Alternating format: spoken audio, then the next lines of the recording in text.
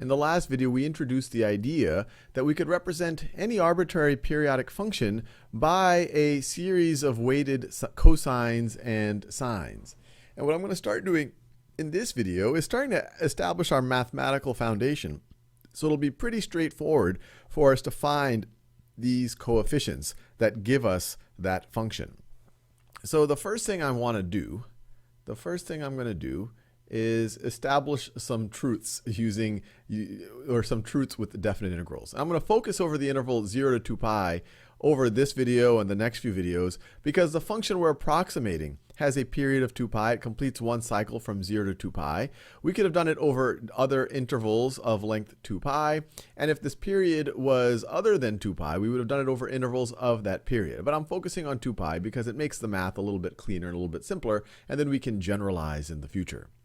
So let's just establish some things about definite integrals of trig functions. So the first thing I want to establish that the definite integral from 0 to 2 pi of sine of mx dx, actually let me stay in t since our original function is in terms of t. Sine of mt dt, I want to establish that that is equal to 0 for any non-zero integer m, for non-zero integer m. And I also want to establish that the integral from 0 to 2 pi of cosine of mt dt is equal to 0 for any non-zero integer m. And you might already take this for granted, or you feel good about it, or you've already proven it to yourself, and if so, you could actually skip this video. But let's work through it, because it's actually a good review of some integral calculus here. So let's first do this top one. So let me just rewrite the integral. So we're going to take the integral from 0 to 2 pi of sine mt dt. Now we know we want to take the antiderivative of sine of mt.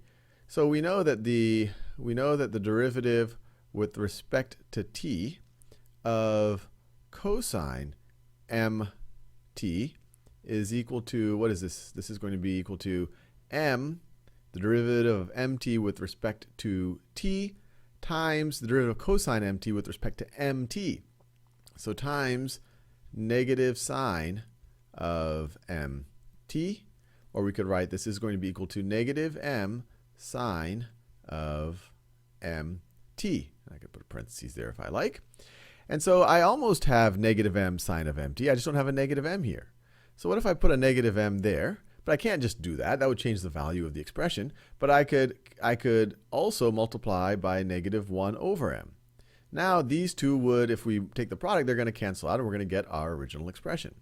But this is useful because now we can say this is equal to negative 1 over m. And now the antiderivative of this business right over here, we know is cosine mt.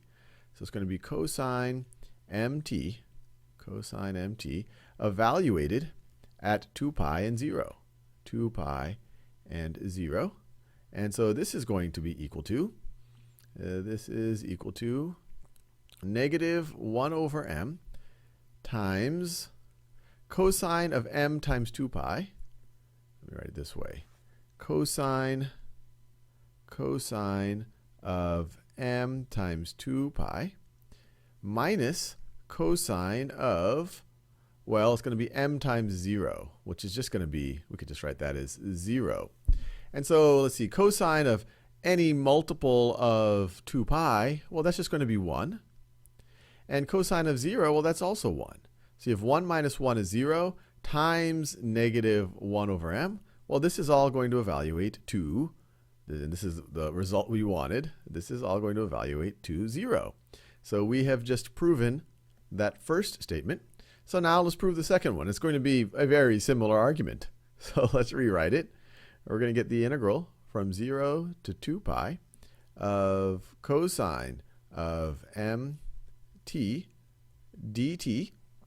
And now let me engineer this a little bit. We know that the derivative of sine of mt is m cosine mt. So let me multiply and divide by m. I'm going to multiply by an m and divide by an m, not changing the actual value. And so this is going to be equal to 1 over m.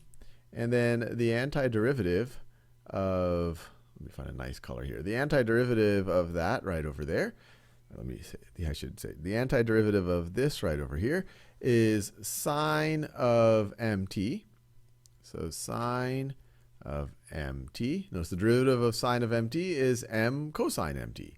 And we're going to evaluate that at from 0 to 2 pi. So this is going to be equal to, we still have our 1 over m out front. 1 over m. And so this is going to be sine of m times 2 pi, or we could say 2 pi m, minus sine of m times 0. So sine, I could just write that as sine of 0. And what's the sine of any multiple of 2 pi? Remember, m is a non-zero integer. So any multiple, it's going to be a multiple of 2 pi here. Well, that's just going to be 0. And sine of 0 is just going to be 0. So this whole thing is just going to be 0. And so we have established our second statement there.